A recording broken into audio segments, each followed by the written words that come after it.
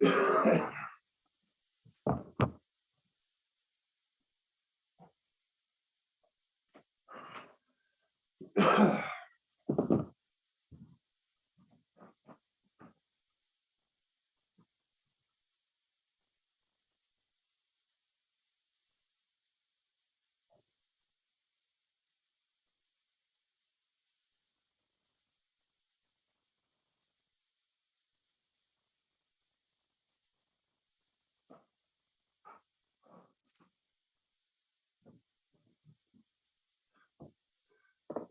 what?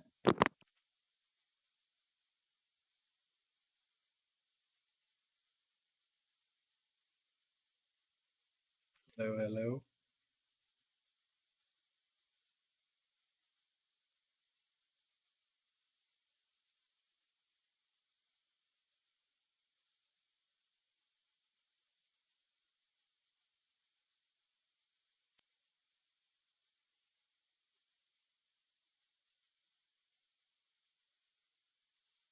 I can hear you. I can hear you wonderfully.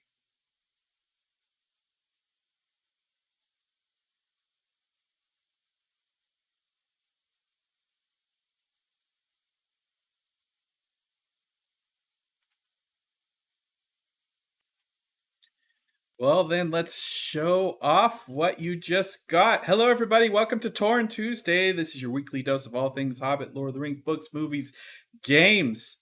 The OneRing.net is the longest running Tolkien community. We've been going since 1998 or 9, which makes us ancient 99. in internet years. Ancient 99. in internet years. Oh my goodness. You know what? I don't think the analogy of describing the OneRing.net as a grandfather clock is not a bad analogy at all. In previous conversations I've had with the Voice of Geek and the Clueless Fangirl, who are wonderful YouTubers and good friends of our community.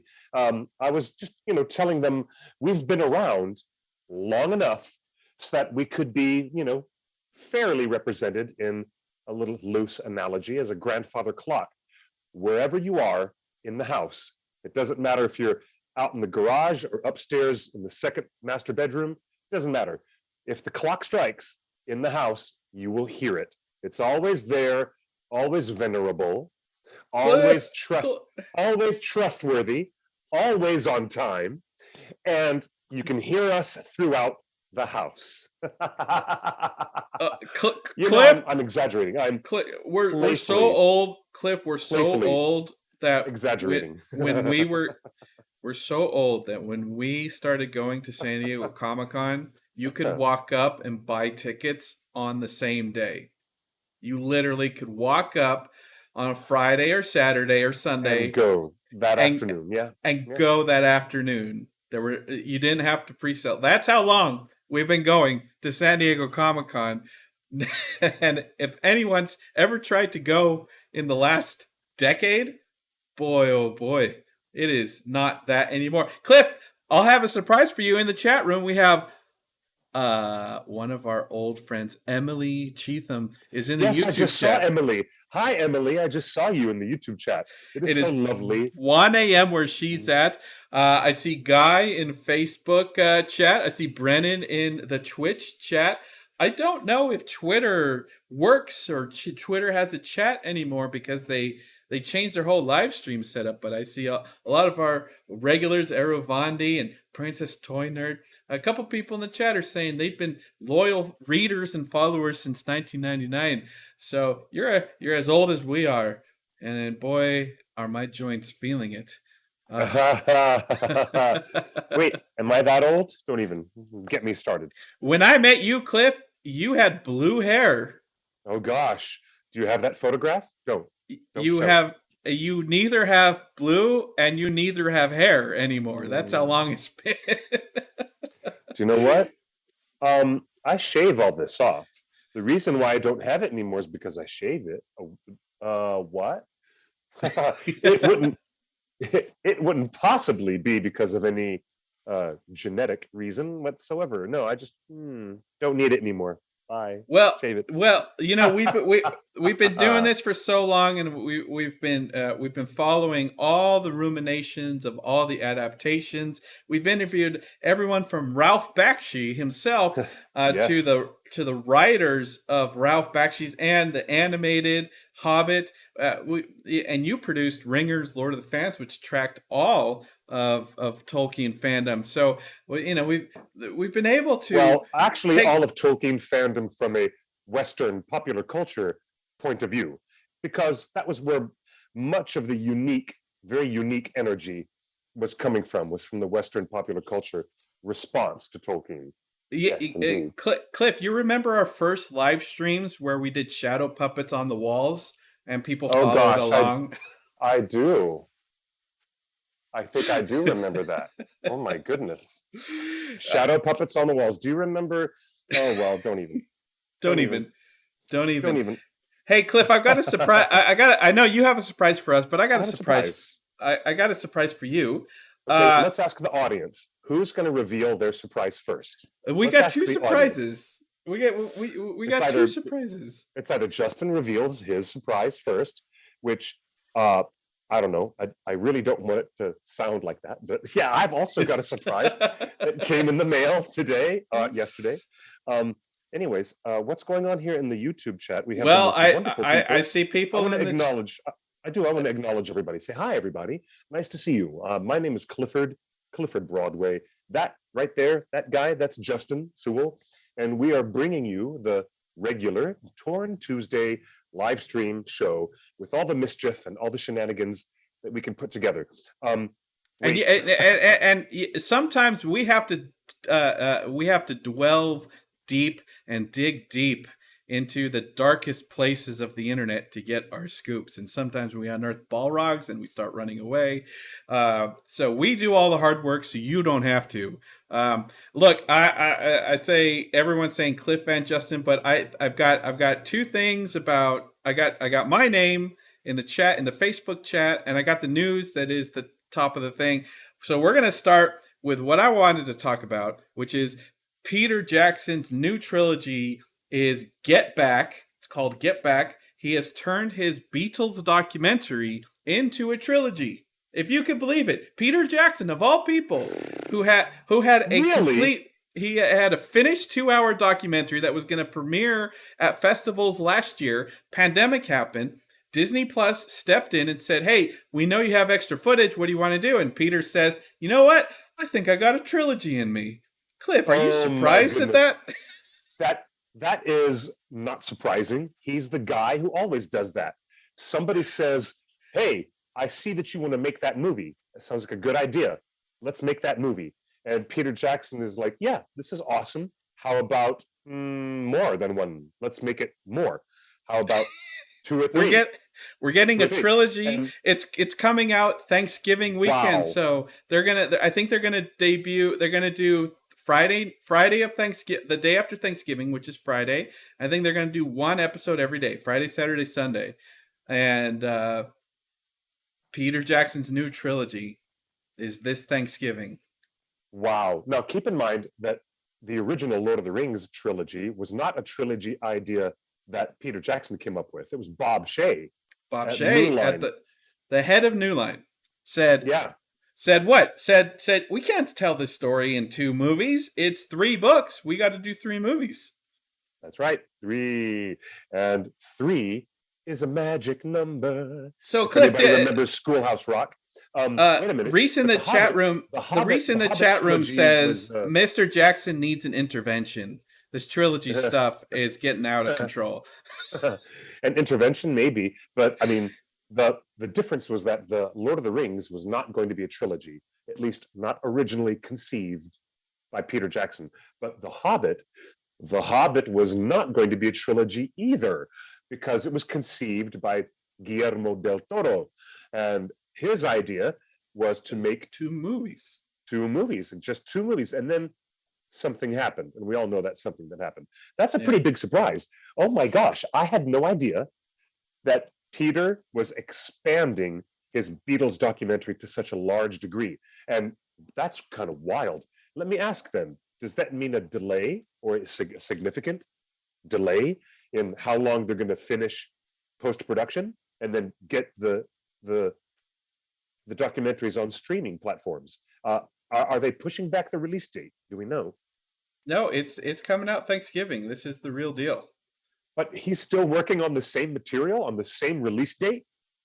Yeah. Oh, wow. Okay, wow. It went from 2 hours to 6 hours out of 60 hours of footage that was shot during the Beatles' last recording of their last album. And Right. here's a special treat for you, Cliff. Right. You ready for this? Here's Peter Jackson talking about the project.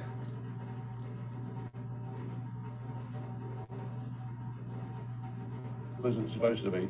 But it was clear that these were a bunch of friends. I mean, it was clear that these were just mates who were doing what they were doing. It was sort of like, I'm really glad that in doing this project, I now understand the Get Back sessions. I mean, I totally understand what they were intended to be, what they turned into. I mean, I just get it. I understand it now. And so I'm pleased that I don't have to carry all the negative stuff in my head going forward anymore, you know.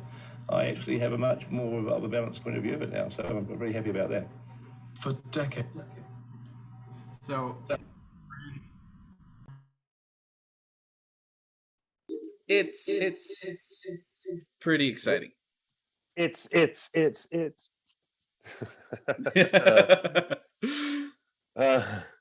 So Peter Jack, are you doing that Phil Collins song, you know, where you're just like, you know, are repeating yourself in an echo over and over? right? Again? I've got so many buttons here. It's crazy. So Peter Jackson was recently on the Beatles channel on Sirius XM in a 2-hour audio documentary on the making of Get Back, the album. Which there's a book, there's a documentary, and the original documentary that they released is called, Beatles fans will know, it's called Let It Be. They filmed the making of this album, and it was Paul's idea to film a documentary and release the album with a documentary. Ah. And so no one knew that they were going to break up.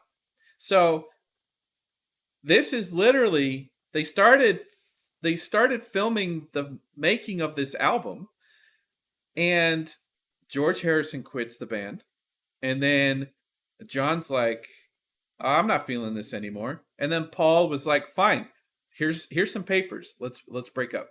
So during the making of this album, there was a recent interview where Sir Paul McCartney said it was John's decision that he really wanted to leave the band.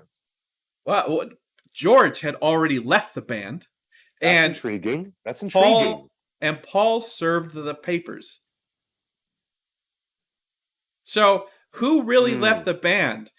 Who really gets the divorce? Is it the person that leaves the relationship, or is it the person that files the paperwork? Good question. Interesting question. So Peter Jackson's documentary, he goes on and talks about it and says, this is warts and all. This is the story that's happened. And he says he's exhausted from carrying this negativity of the world's favorite band for so long to himself. He says he's got it all on tape. He knows that he's got tapes of what they were fighting about, because I guess what happened is that anytime the Beatles started fighting in the studio, the engineers would walk out and give them space. Yeah. Right? Wow. Because, they're the Beatles. No matter who you are as an engineer, let the daddies fight. But they kept recording. They never stopped recording. So there's 60 hours of tapes and footage of what these fights were about. And basically, people in the chat room have been following this. I guess big Beatles fans here. And yes, they have. Look at what Ellen Montecrusoe says. Let It Be ended up being a documentary of the greatest rock band imploding. It was so sad. Yeah.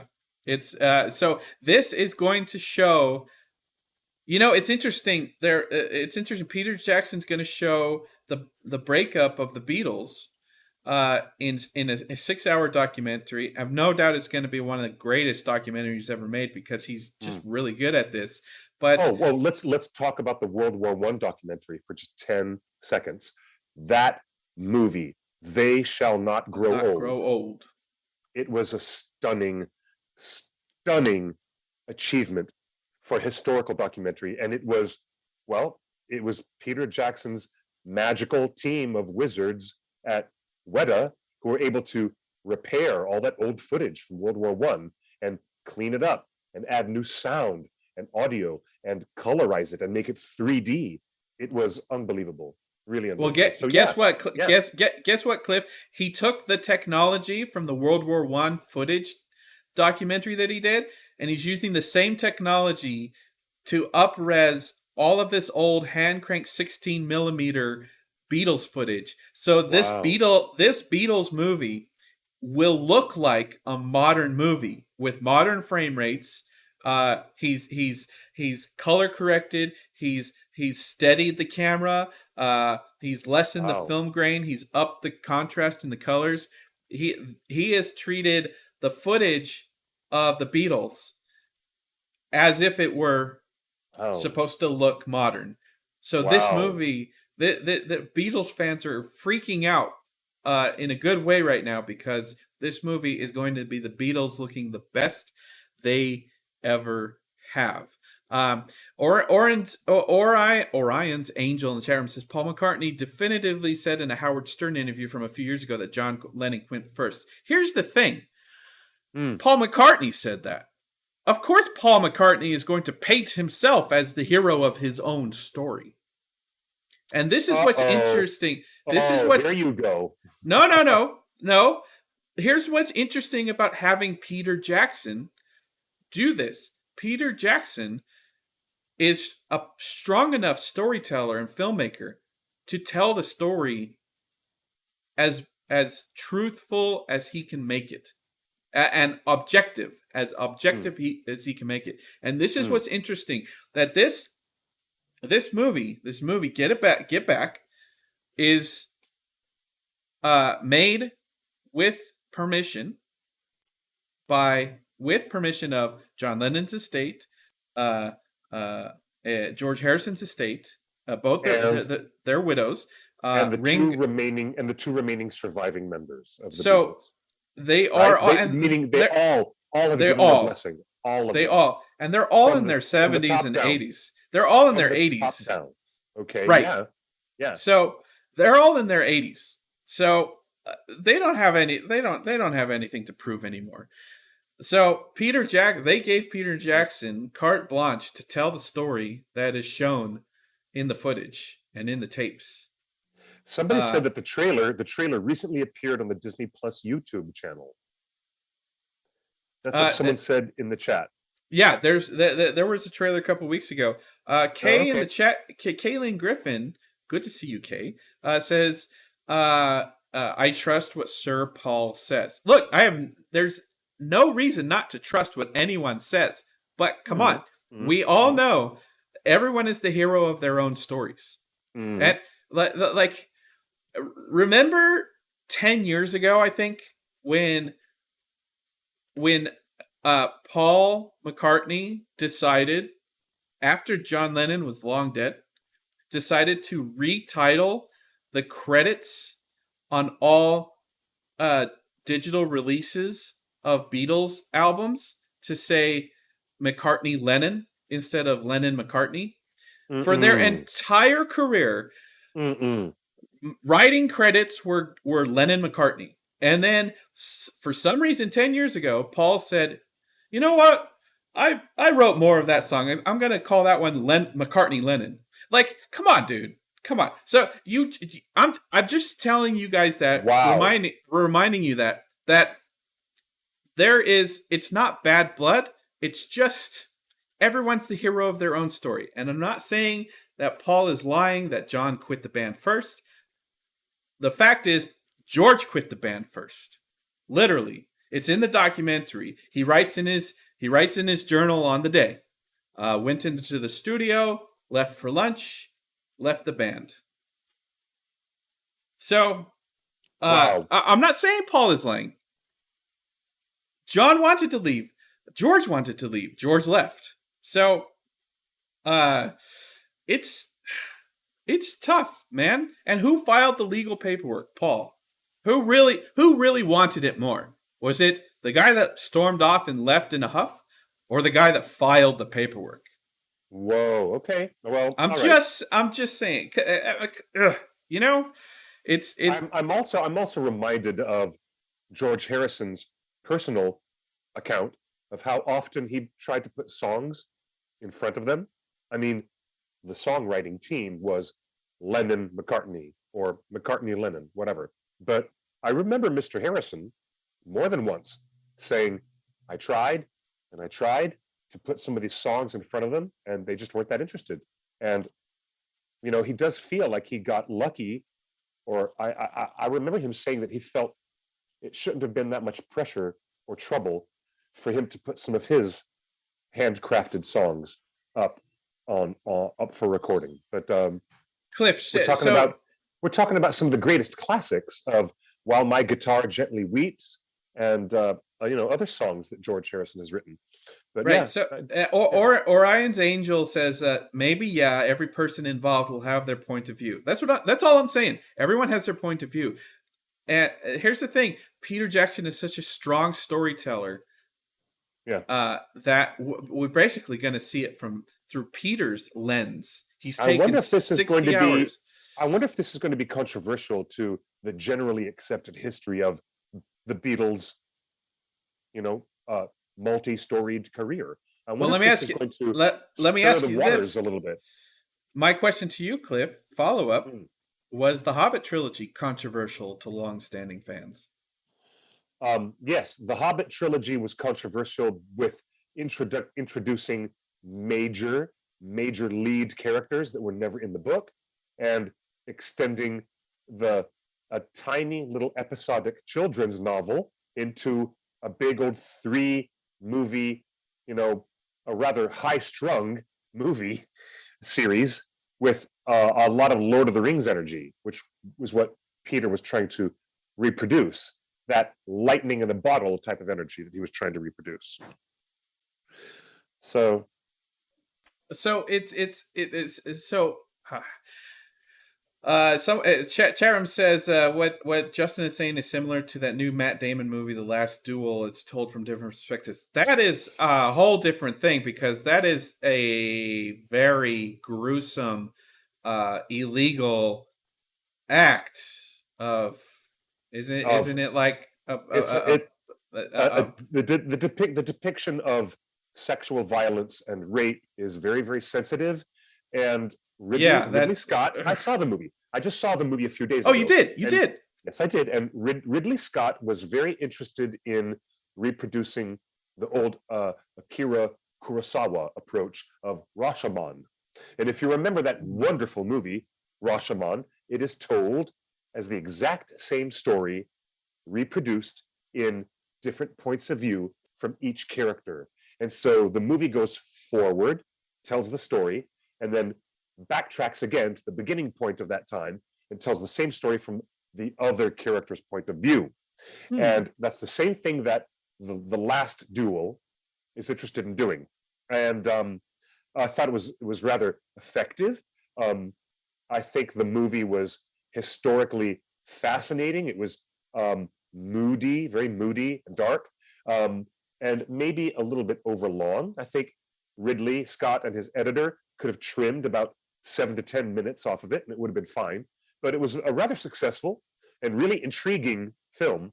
But the idea of telling stories from completely different points of view and then retelling the same exact piece of the story from wildly different perspectives is something that Kurosawa did decades ago.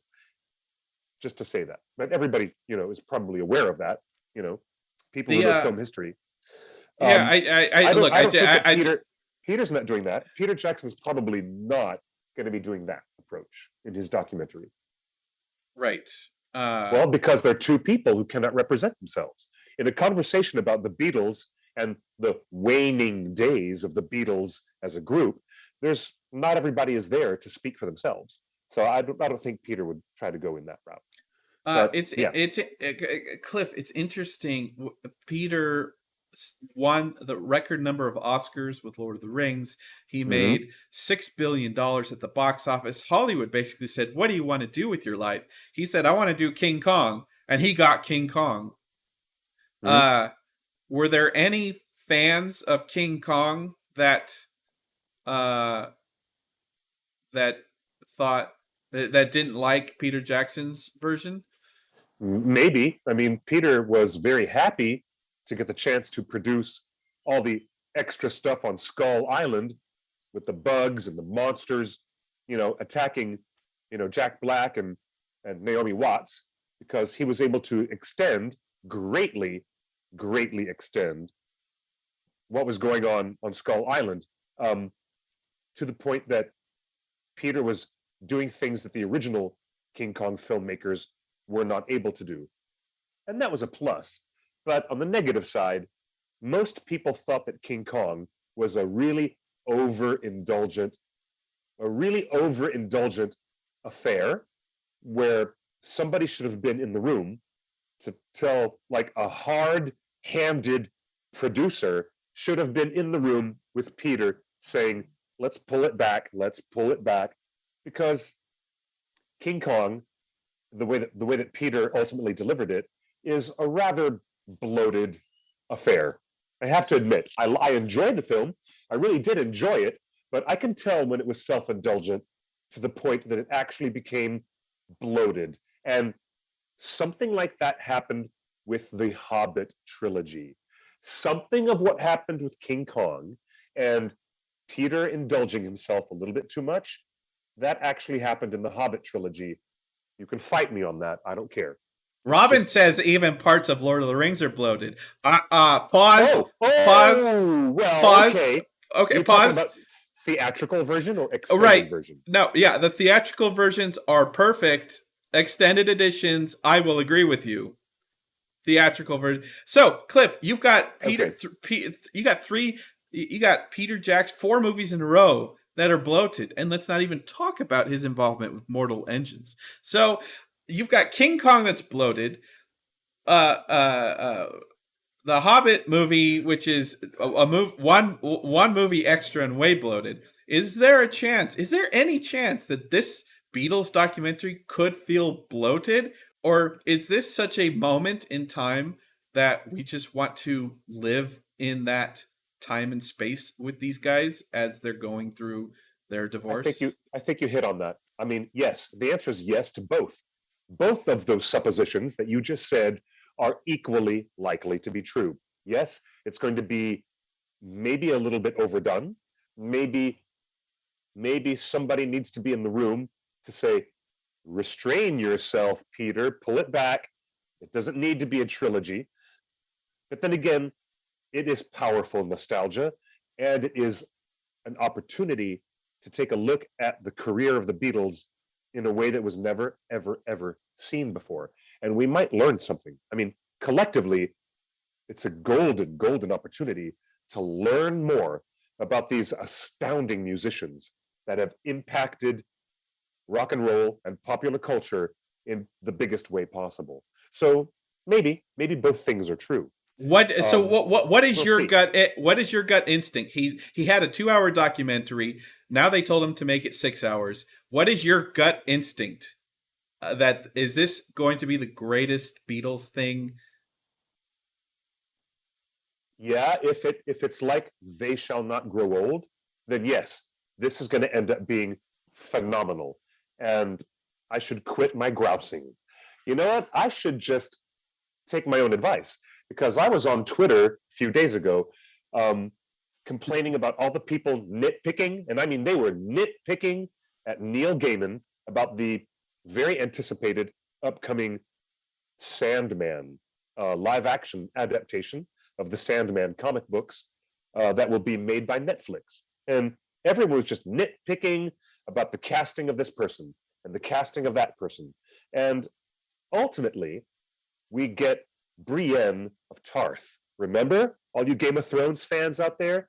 Do you remember Gwendolyn Christie, who became a worldwide favorite among all the fans? All the fans loved Brienne of Tarth because there was something about Gwendolyn Christie bringing that magic to her performance. And then she gets cast as Lucifer Morningstar, who is, as you know from Judeo-Christian mythology, the very same Lucifer who fell from heaven and was later named the Prince of Hell. Now, that TV series that's popular called Lucifer is based on the same character from the same Sandman comic books, but it's nothing at all, nothing like the original graphic novels or comics. So I will never mention that TV show again because I'm not fond of it. I don't. Sorry, Now, guys, I'm not a fan. But Gwendolyn, hold on, let me finish. Gwendolyn Christie is being presented as the new Lucifer Morningstar, and she is going to be playing a very different androgynous, version of Lucifer. And people were complaining because the casting of this actor did not look like David Bowie. Why are they complaining about David Bowie? Because in all of the original Sandman comic books, Lucifer was drawn to look like a young, curly-haired David Bowie. Yeah, like he looks not just dude. looks like, Where are you going with this? We're talking about the Beatles and Lord of the Rings. Where are you going with this? They were complaining that Gwendolyn Christie was not David Bowie, and they're like, "Why did you cast her? Why would you cast her to be Lucifer?" They're not recasting the Beatles. I promise you, they're not recasting the Beatles. I know, but the bottom line is that the people were complaining, why couldn't you get a young David Bowie? And Neil Gaiman himself came out on Twitter and said, you know what? I think Gwendolyn is going to be fantastic. She looks more like the original comic book covers than we've ever had. And it would be impossible for me to even get on my Ouija board and get a young David Bowie to come and be in the show. It's impossible. So why are people so nitpicky? Even I'm the one who is saying I should follow my own advice and not be so nitpicky about what Peter is doing with his Beatles documentary because I haven't seen it. I haven't gone near it yet. I don't know how good it is, but I would speculate that it's going to be a treasure house, a very successful treasure trove of nostalgia and history, and we all might learn something. Before we get back to the topic at hand, I agree with Tammy. Story, but, yeah, I don't know where that went, but I agree with Tammy in the chat room. I agree that Tilda Swinton's Gabriel in Constantine is the best androgynous holy figure ever put to screen. But back to the Beatles Get Back, the new Peter Jackson documentary. Cliff, I find this crazy that Peter Jackson is doing the Beatles documentary in of the moment, because Lord of the Rings has a history with the Beatles. I had forgotten all about that. Like talk about time as a circle. Talk about time as a circle. Peter Jackson gets wins the most Oscars for Lord of the Rings. It makes his career. The Lord of the Rings director does The Hobbit, and now the Lord of the Rings director is doing the Beatles. But this started with the Beatles wanting to do the first Lord of the Rings movie. Is that correct? The Beatles were very interested in it, and Apple Films was a subsidiary of Apple Music. And we're not talking about the late Steve Jobs and Apple computers. We're talking about the Beatles record label, Apple Music, and Apple Films. And yes, they wanted to get on board because in the late 60s in England... You don't have to set the team. They just wanted to make the movie. Can you explain why Tolkien told them no? All right, the Beatles were making movies way back before. We know the scene. Why did Tolkien tell them no? All right, from what I remember, Professor Tolkien, I believe that he had already sold the rights, and he didn't have any say in this anymore. To Professor United Tolkien Artists. Yeah, and United Artists was flirting with the idea of talking to Apple Films because I think Paul McCartney wanted to be Frodo. I think John Lennon wanted to be Gollum. George Harrison wanted to be Gandalf. And if I'm not mistaken, Ringo Starr wanted to play Sam. Yeah, so it would have been Ringo Starr as Sam and Paul McCartney as Frodo. Okay. George Harrison as Gandalf, and imagine Mr. Lennon himself as Smeagol Gollum. Okay, and so pause. That tells you that tells you everything about John Lennon, guys. There, in the chat room, it's always been debated, right? And it's still being debated in our chat room today that who broke up the Beatles, John or Paul? Who made the first move? And that tells you everything you need to know about John. John Lennon wanted to play Gollum. He wanted to play the sneaky bastard. He is a sneaky bastard. He loves poking. He loves playing the joke. John loves playing and poking and pushing you to your edge. He is known to be a jokester, and John loved pushing people to their edge. Was he? Really? Oh, I yeah. didn't know that. I didn't know that. What? Remember the animated thing, The Point, that he did with that guy that's saying, yes. Man. Yes, I do remember The Point. Yeah, I remember that. Yeah. Right. He done a lot of stuff. So John leaving the band was basically John daring Paul to file for divorce. Not that John wanted the divorce. Maybe he said it, like, I want a divorce. But the person that files the legal paperwork is the guy that most wanted the divorce. And that is Paul. Okay. Wait. But Cliff, you're changing history now, because as far as anyone is concerned, the legend is the Beatles wanted to make the Lord of the Rings, the first Lord of the Rings movie, and Tolkien himself was not a fan of rock and roll, and he said no. But you're just telling me that Tolkien had already sold the movie rights, and he didn't really have a say in these things. Let me look this up. The Beatles, here's Business Insider. The Beatles wanted to make Lord of the Rings movie in the 60s with Stanley Kubrick. Wow. Okay. That is... And here's the quote. Here's the quote from Peter Jackson. I actually spoke about this with Paul McCartney. He confirmed it, said Peter Jackson. I'd heard rumors that it was going to be their next film after Help. Wow. But why didn't it ever happen?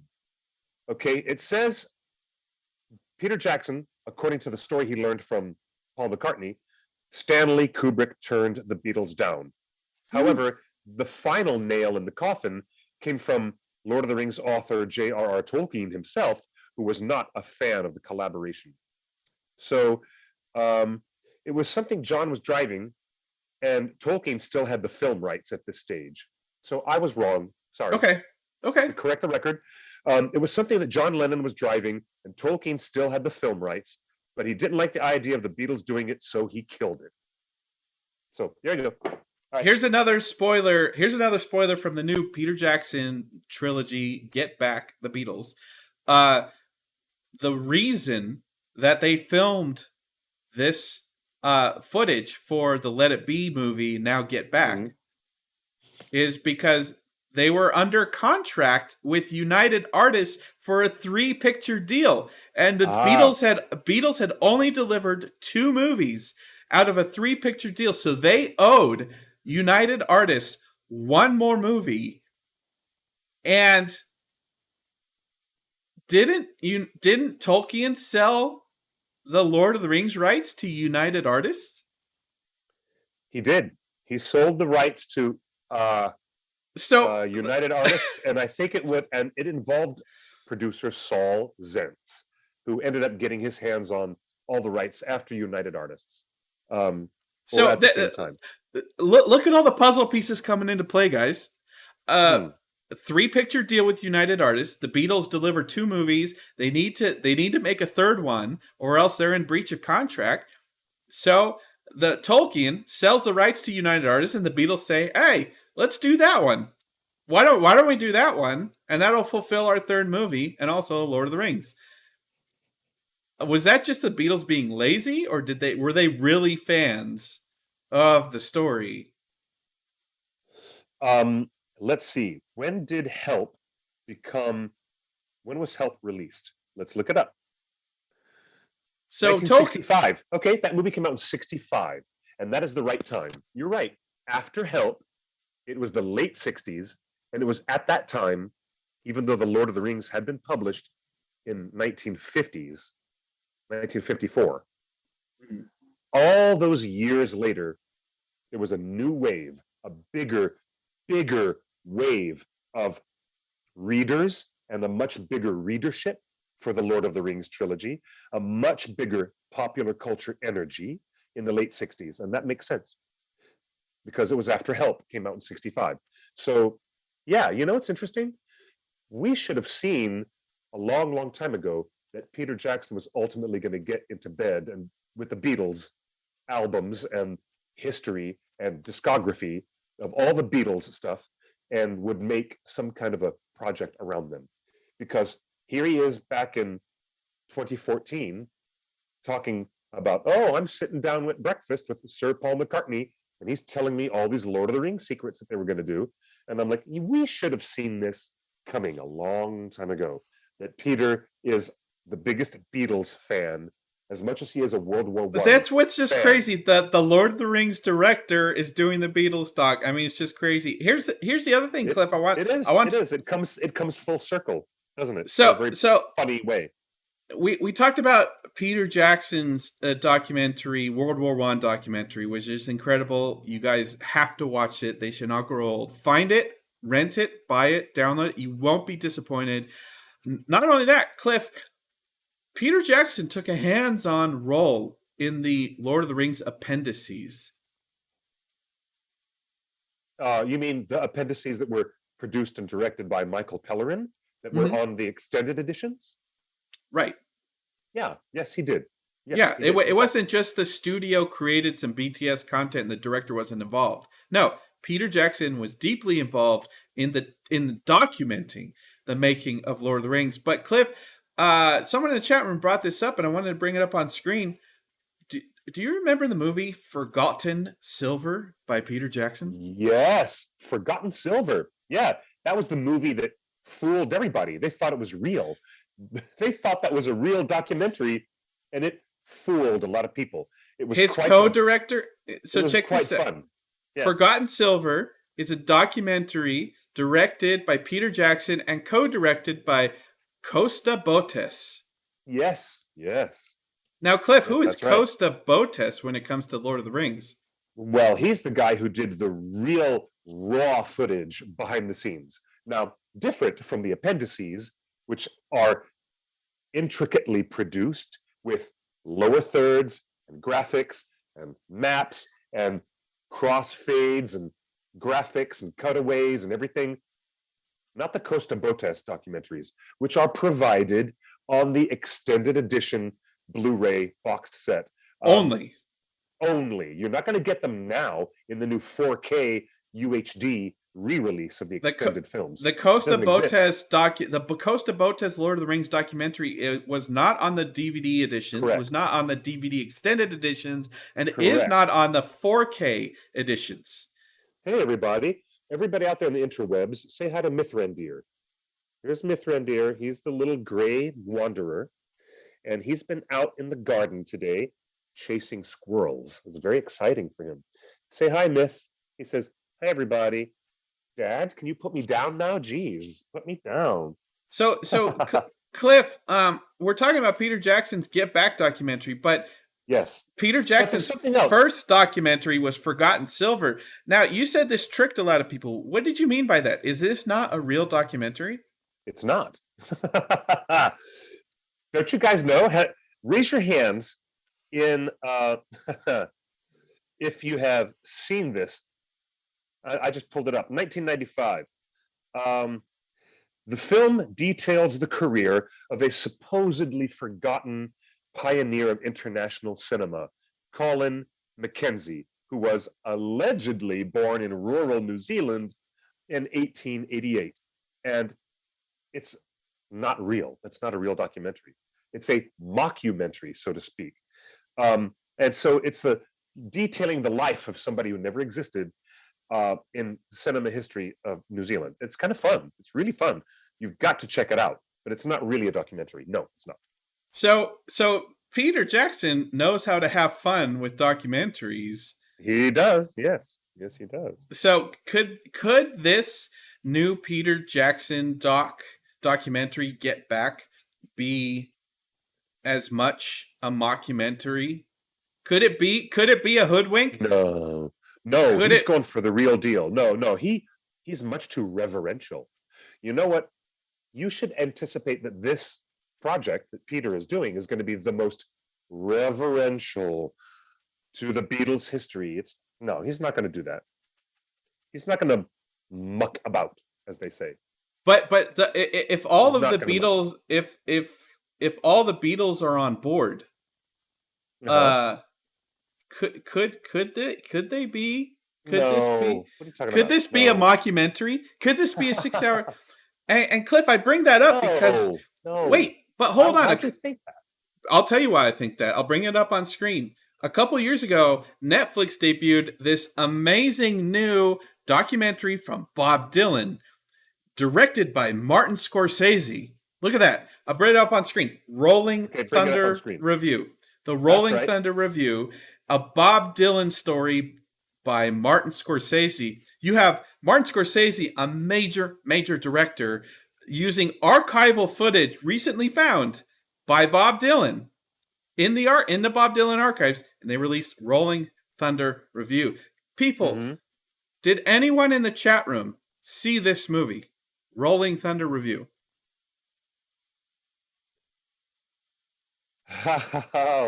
Rolling Thunder Review? Well, Cliff, should I spoil it? Oh man, I feel bad.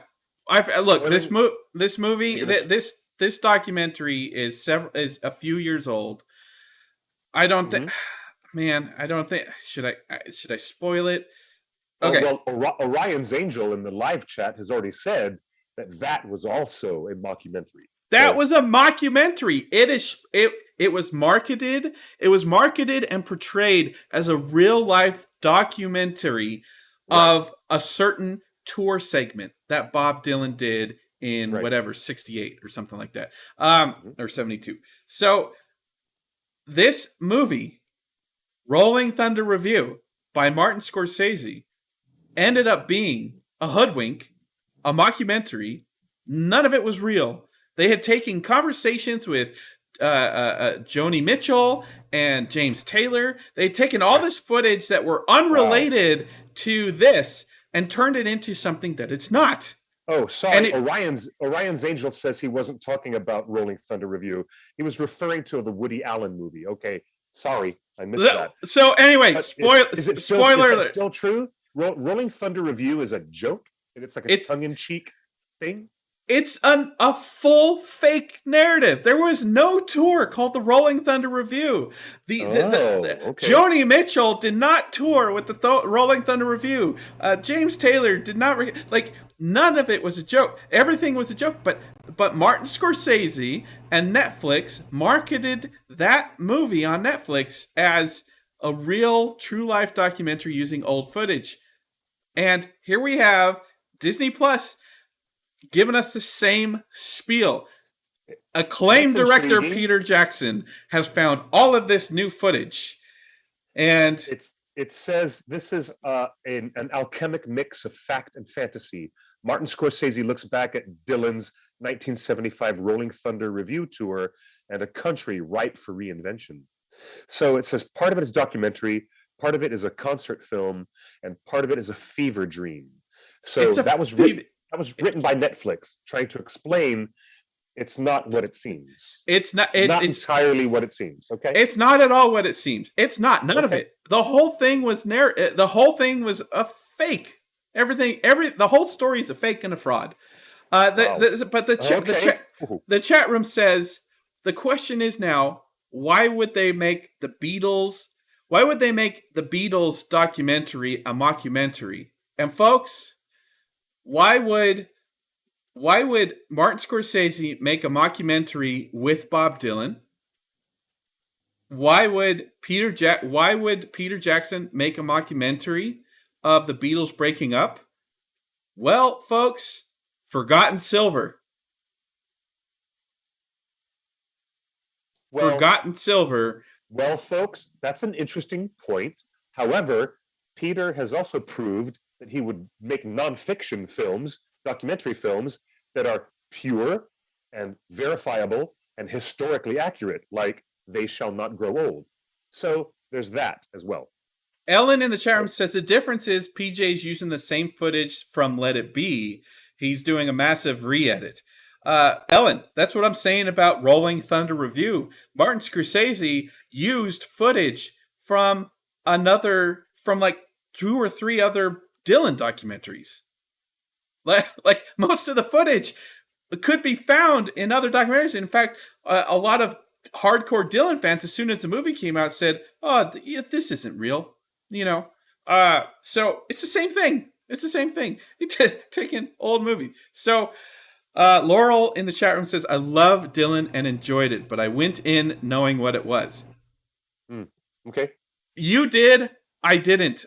Because I couldn't see the joke through the tea leaves. So I'm wondering. Did you feel cheated? Were you upset by Scorsese, yes, or did you feel cheated? I'm still upset. Can't you tell? I'm still upset. So, okay, so this is why I'm on edge with Peter Jackson's Get Back documentary. Okay. I am on edge over this documentary. I don't think that Peter Jackson is going to muck about with something that he loves and wants to be so reverential towards.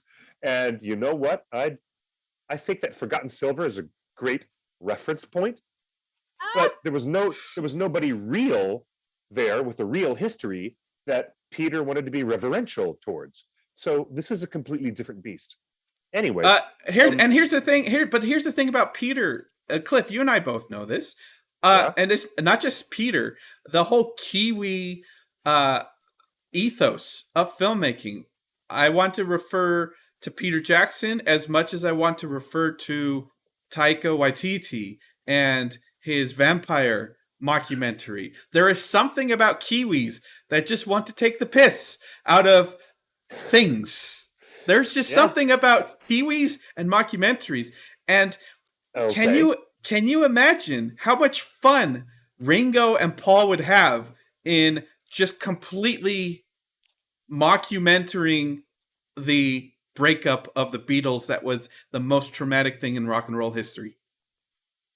Oh God, no! I don't. I don't want to give any more credence to this line of conversation at all. And I'm going to probably start repeating myself, which I shouldn't really do. But no, Peter Jackson is not going to muck about with the Beatles documentary that he's doing. Even with the news of Disney Plus allowing him to expand much larger format, that does not indicate that it's going to be a joke effort. It doesn't. It does not indicate that at all. In fact, Disney giving him that kind of editorial leeway to expand the scope and the time of the project indicates that it's going to be like a freaking museum piece. This Beatles documentary is going to be a reverential museum piece to look back with more clarity and accuracy at what was really going on with the world's favorite band. But that's my take on it. Do you remember that book that author Ian Nathan wrote about Peter Jackson called Anything You Can Imagine? Peter Jackson and the Making of Middle Earth. Remember that outstanding Ian Nathan has been on the show talking about it. He's come on back. I want to say, Ian, come here, come back to us. Like I'm like little Leota in the Haunted Mansion. Come back, come back to us, and we'll talk. Because Ian Nathan not only did that wonderful book, Anything You Can Imagine, of Peter Jackson's work on the cinematic Middle Earth, but he's also just published this. Guillermo del Toro, the iconic filmmaker and his work. This is just the slipcover. This is the beautiful slipcover. This is the book itself. Ooh, and I can't tell you how excited I am. Ian, Nathan, come back and talk with us live on the air. We'll talk about this amazing book.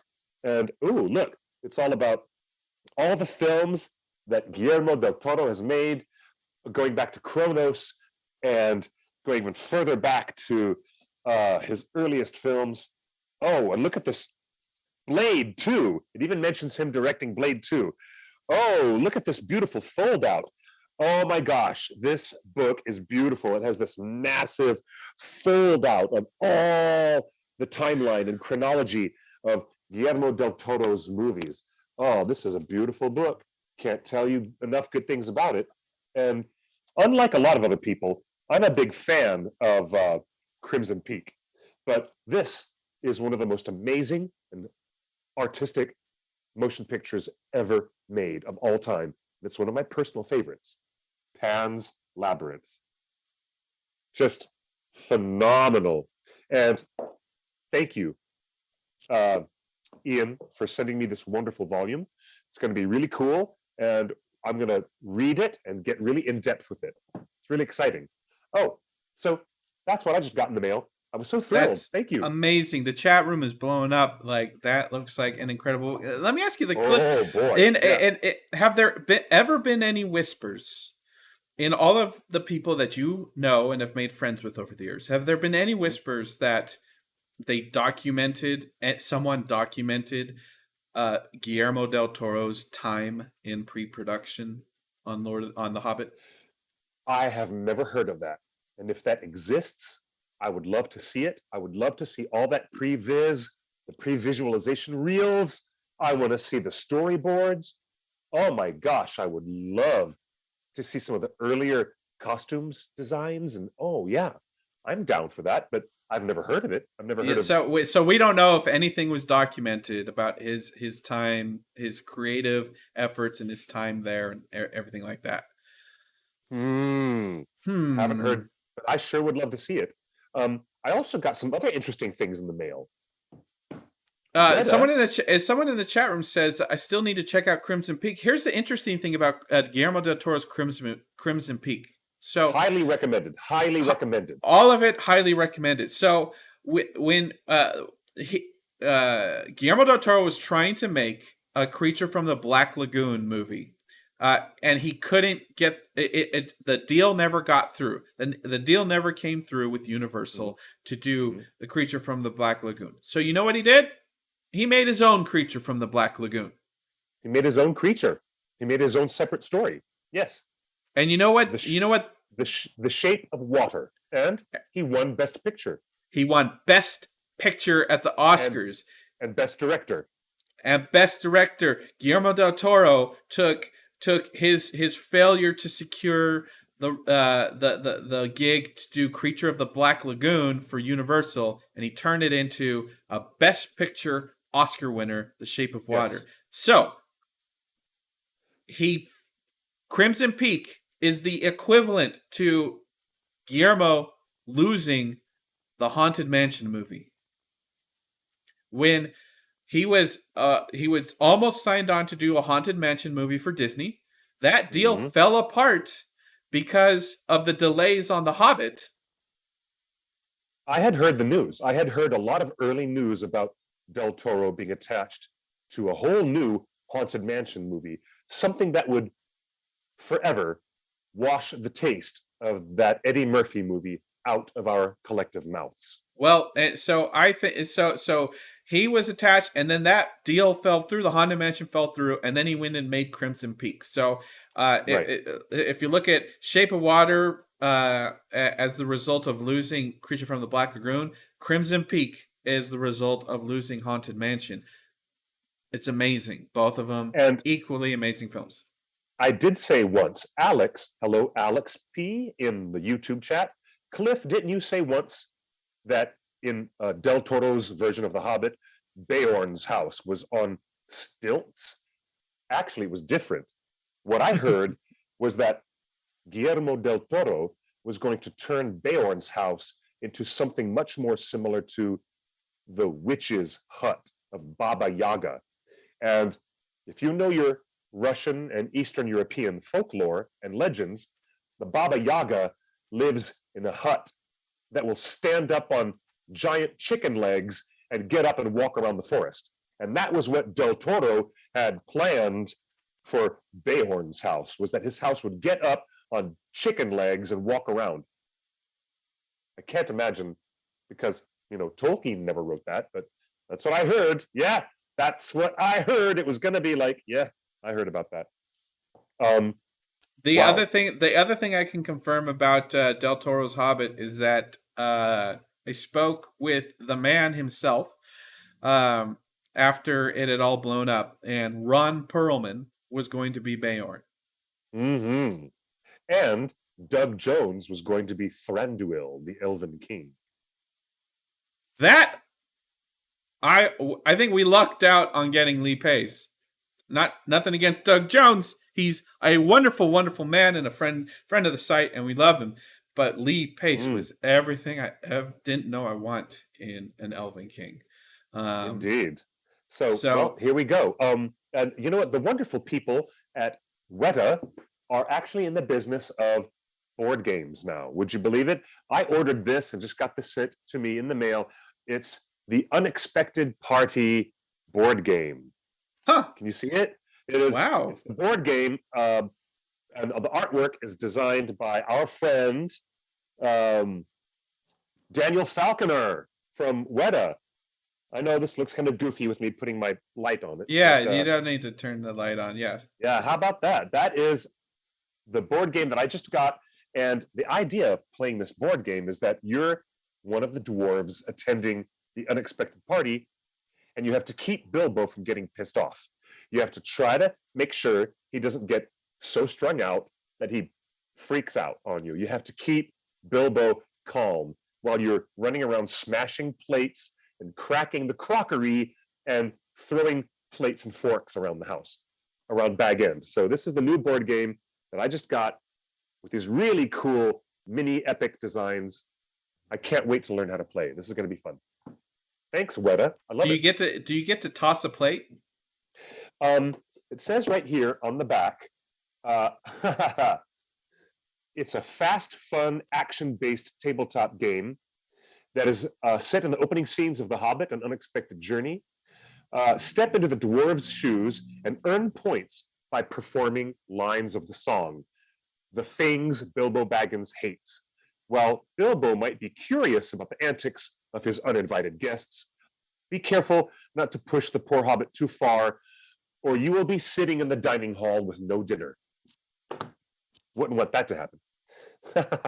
So it looks like a really fun family game. I'm going to be very pleased to check it out.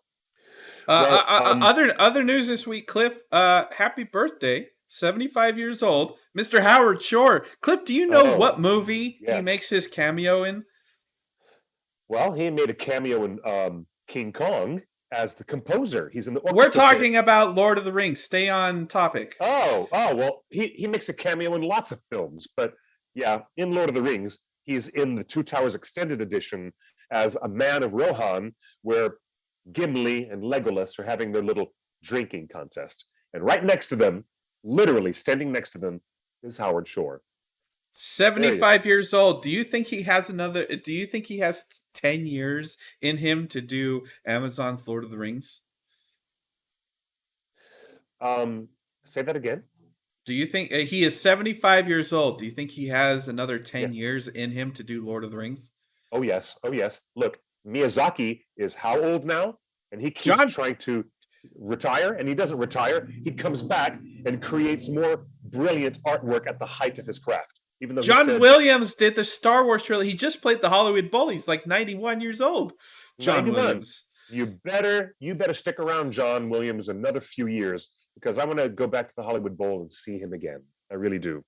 Hey, fun fact, as we were celebrating Howard Shore's 75th birthday yesterday, I found photos of Howard Shore at the One Ring Oscar party for Fellowship. This is before anybody thought it had a chance at Oscar. This was like no fantasy movie had ever won any sort of major Oscar. And here Howard Shore and Richard Taylor show up to the One Ring's first Fellowship Oscar party. Mm-hmm. Do you remember how big that or small that party was and how that came together, Cliff? Yes, I do remember that. It was the first time that the OneRing.net decided to create something for the fans, because all the fans who really wanted to celebrate the Oscar nominations for their Fellowship of the Ring, they had no chance to get inside the governor's ball or to get inside the big Oscar telecast. So we found a really beautiful venue a couple of blocks down the road from the Oscars. It was the traditional Hollywood Athletic Club, one of the most haunted locations in Los Angeles. Definitely haunted. Very haunted. And we had a big, beautiful party, even though it was smaller in scale than the other Hollywood parties. And guess what? Peter and Sean Astin and we didn't know they were coming. We did not Howard know they were Shore, coming. and Elijah Wood and Ian McKellen and Howard Shore. And you know that photograph? Put that photograph back up of Howard Shore. Yes. You see that Oscar? That Oscar he's holding there with our good friend who's there in the picture with him? Well, I was the master of ceremonies for these Oscar parties. Obviously, they needed a host. So I came in, I was the host. And did they let you hold the Oscar? Howard let me sit at the pool table, and I asked him gently, is it okay if I can pick it up and touch it and take a look at it? And he said, yes, of course, it's surprisingly heavy. And then over a cocktail, Howard Shore and Clifford Broadway, over a cocktail and sitting on a pool table, originally the pool table that Errol Flynn had used back in the 1930s, we sat and talked about classical music and composers. We talked about my favorite composer, Nikolai Andreevich Rimsky-Korsakov, Russian composer. We talked about Wagner and Wagner's connection with the Ring of the Nibelungen cycle. I was blessed with the most wonderful, wonderful experience. Wow. To actually sit down and talk about my favorite classical composers with Howard. And he told me, you didn't know this, but did you know that Wagner was a raging anti-Semite? I'm like, oh, I didn't know that. And if I had done any historical research, I would have known. But Howard Shore was smart enough to talk me through music, history, politics, and the reality of the movie business, all boiled down into this wonderful, encapsulated, brief conversation while I was holding his Oscar. And it was one of the best nights of my life. I have to say, it was wonderful. And then a couple of years later, we did another Oscar party, and then another even bigger Oscar party for Return of the King, which was just off the scale. It was phenomenal. We're talking. We're talking. There were maybe 150 people at the Fellowship of the Ring Oscar party, and that was a good thing. But it's expensive to rent venues in Hollywood on Oscar night. But we got sponsors. Sideshow stepped up. I think Warner Brothers kicked in, or Warner Brothers Games, because they were doing the video games, and Vivendi showed up and helped pay for the party. But the parties went from 150 people to Two Towers. We had 800 people at the Two Towers, to the Return of the King Oscar party, which was quoted in the LA Times to be the hottest party on Oscar night, with thousands. It was amazing. It was phenomenal. And, hey, if there are any future, maybe in the future, if there are any primetime Emmy Awards for the Amazon Studios series, then maybe we'll host some big Emmy night celebration parties for the Emmys. We could do that. I love that several people in the chat room said they were there at the Fellowship party. Anna, I see you. I still see you. It's so great that we still have people engaged with this. But here's the news, in case you didn't hear it already. Howard Shore is returning to Middle-earth for Amazon's Lord of the Rings on Prime. It is our understanding, again, nothing's confirmed until Amazon tells you it's real. It is our understanding that he's been working on Lord of the Rings since February in an official capacity, and then a few months later, and a few months after they hired Howard Shore to start developing the themes of the Second Age, He said, I don't want to do the work of television, because it's a lot of work. It's basically 8 movies for the first season. He's like, I don't have it in me. So they hired Bear McCreary, which is a huge name in video games and television and feature films, who would be a big get on his own. But Howard Shore is writing the music and the original themes and bridging his work from The Hobbit and the Lord of the Rings back into the Second Age. So this includes the founding of Moria, the founding of Rivendell, the founding of themes that he developed for Lord of the Rings. The earliest notes of that. Man, I'm just so excited. So Howard Shore, 75 yesterday, and he's coming back to Middle Earth.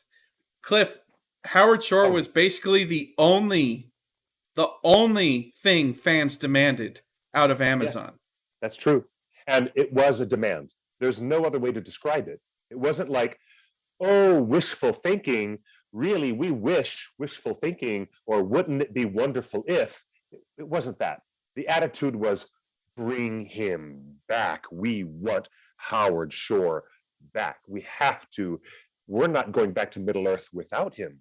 And because of that attitude, I'm glad that Amazon Studios put their money where their mouth is and approached the venerable Howard Shore. I'm very pleased about that. Now, and I have to tell you, a lot of talk over the huge budgets of Lord of the Rings. It's $1 billion per episode, is between $45 and $80 million. There was a big tweet today that said, Game of Thrones topped out at $6 million per episode. 6 million? 6 million per episode. I thought that some of their bigger episodes, like the Battle of the Bastards, went up above that number. Yeah, I'm sure a couple of episodes went huge, but on average, Lord of the Rings is averaging $45 million per episode. But that includes Howard Shore, Bear McCreary, and a leading Philharmonic orchestra. We can't tell you who it is yet, but it costs a lot of money to score a television show like you would score a movie with a full orchestra. Indeed. And they're putting that money out there for it. Yeah. So when we talk about, a lot of fans have expressed concern that a lot of money means a lot of problems. More money, more problems. A lot of money does not mean a lot of quality. But when it comes to certain aspects of production, just the logistics of making things, Cliff, you know how expensive soundtracks can be. Yes, yeah, we've talked about that in delicious detail when we had our guests, Doug Adams and Jim Wirt, on the show, talking about our deep dive analysis of the scores. Yeah, it's going to be expensive, but it's what the show deserves. And it doesn't matter to Amazon. It's a tiny drop in the bucket for the money they have available. So there's no reason why a keyboard synthesizer should come in and replace a full orchestra on this show. There's no reason. So remember, good on you.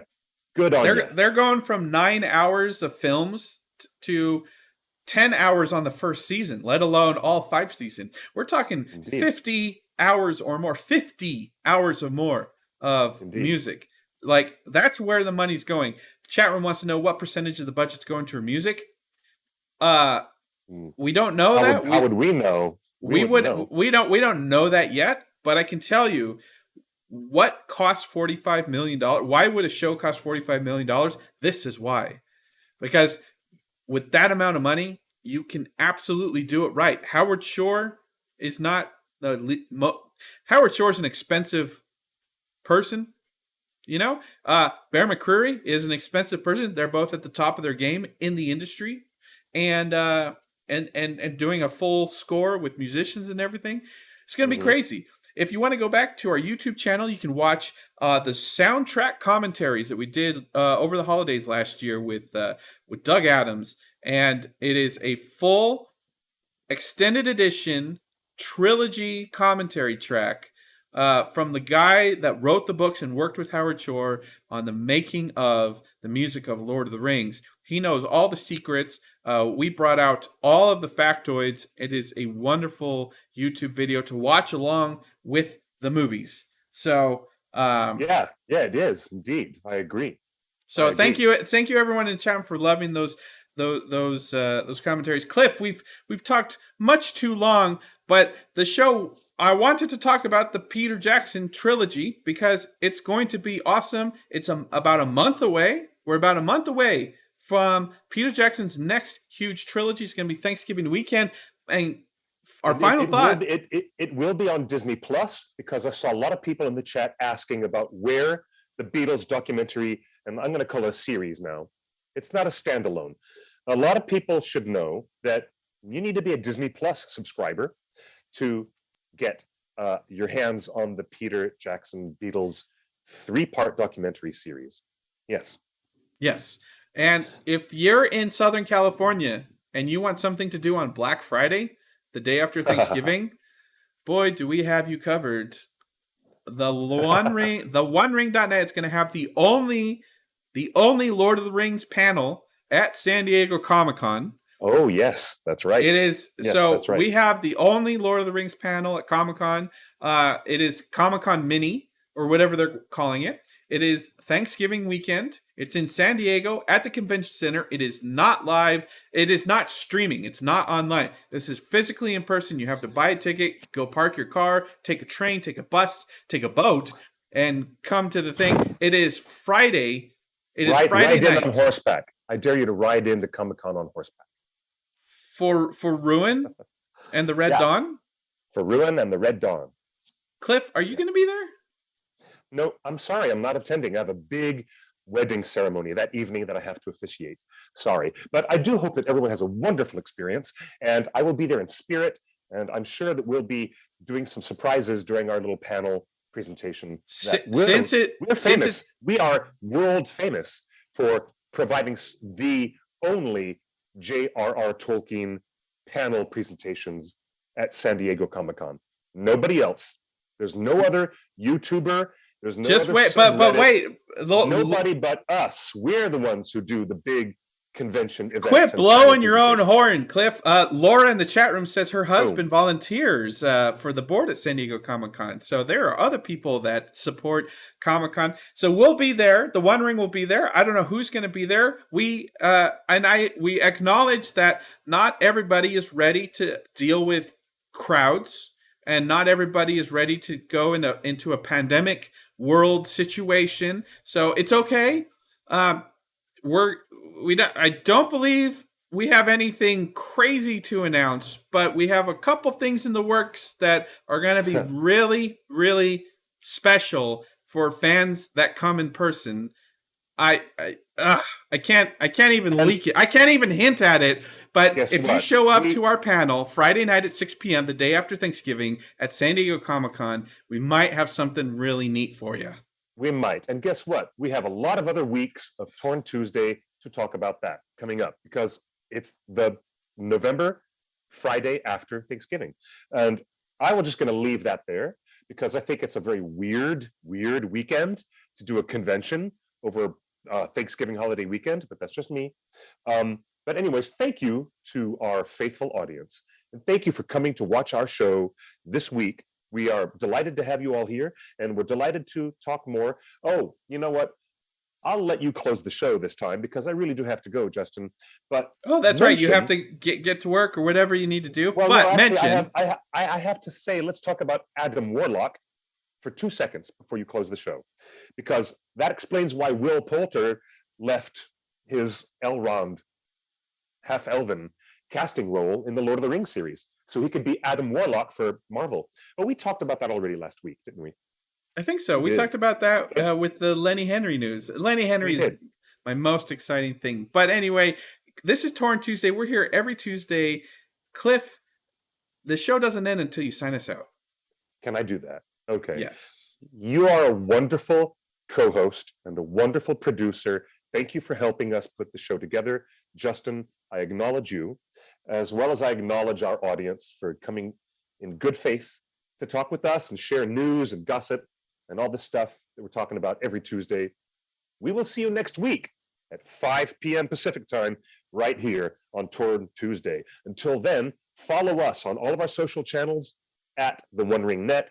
Me, I'm at QuickBeam2000 on Instagram and Twitter. And next Tuesday, we'll be back with more mischief. It'll be really awesome. Until then, I wish you all good night and good luck. Or better yet, buenos noches y buena suerte. Bye, everybody. Thanks. Go see Dune this weekend on IMAX, the biggest screen yes. possible. I got my tickets. I'm going to see Dune on IMAX. I can't wait. Oh my God. We'll talk more about Frank Herbert next week. Bye, everybody. Bye.